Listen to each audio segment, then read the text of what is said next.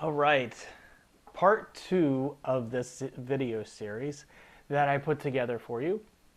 And this one is about how to outsource. Pretty important part. First video was what you can outsource, and now we're going to go through how to outsource and what are the steps that you really need to take when outsourcing. Now, there's a lot of different places out there that you can find workers online.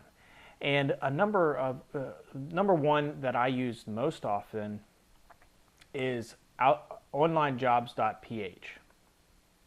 It's a very good resource, and it will allow you to find Filipinos that will work for anywhere from $2 and up to $10 an hour, depending on what their skill set is and what you want them to do.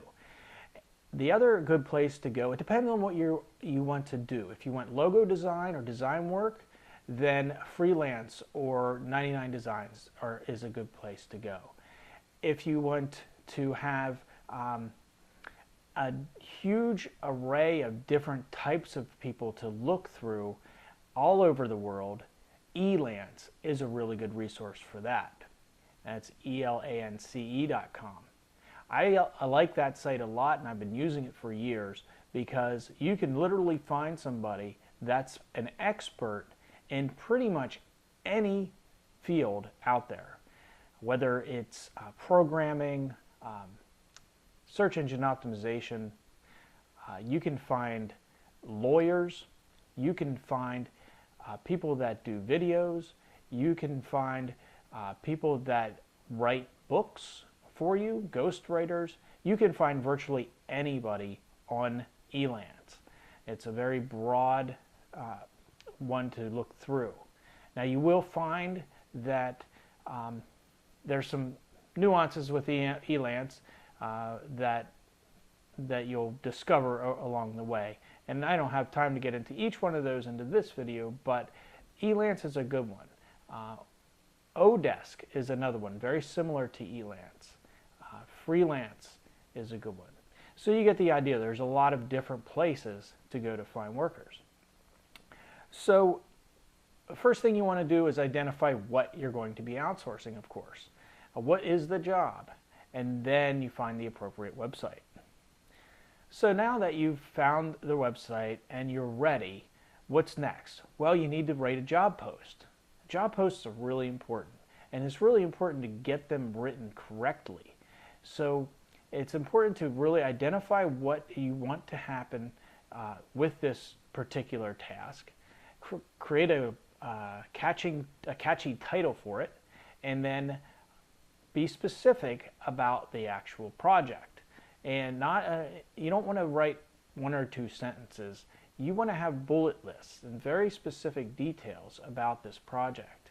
And you want to put some other notes in it and some things that will attract people's attention, or if they don't address these things, then you'll know that they're not people that pay close attention to detail, and you'll want to move on if they haven't addressed a specific part of your job post.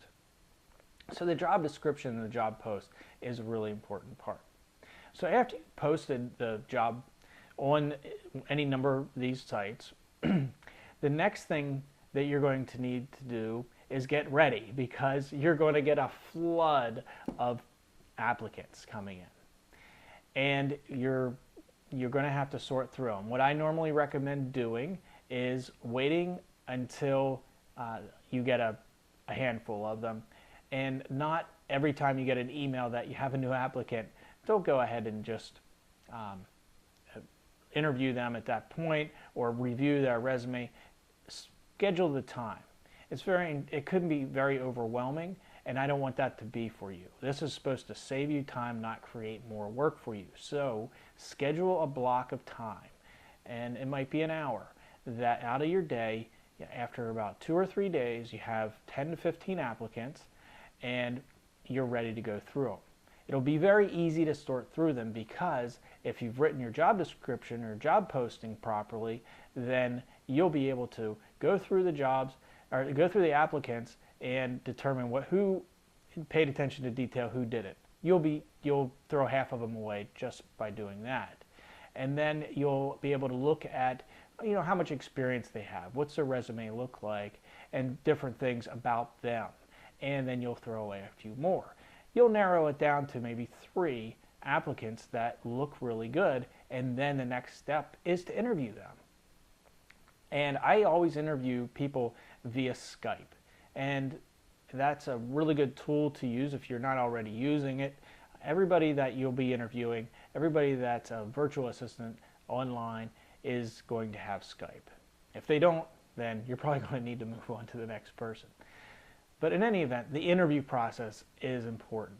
And some things that you want to ask them about is their work environment. Where do they work, and what's their life like right now? Are they distracted with a lot of other things, or are they going to be able to devote their time to your project? And how long can they work for you? You have to determine whether this is a short-term project, or if you're interviewing somebody who's going to be your virtual assistant. It might be the first virtual assistant that you bring in.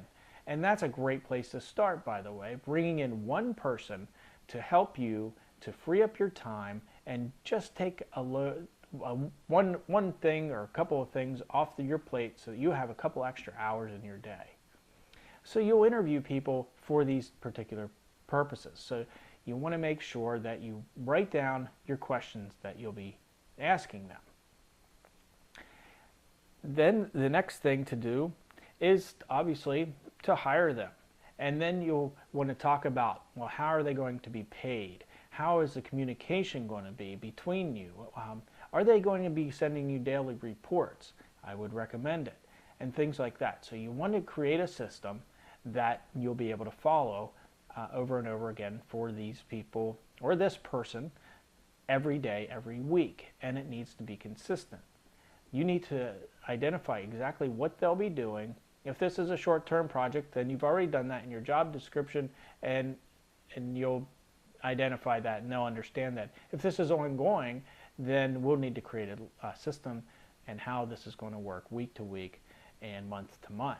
Because if this is your virtual assistant, the first one you hire, then you're going to be working with them a lot. They'll be taking so much work off your plate, and you will absolutely love it. So systematizing it and getting the tasks down is very important.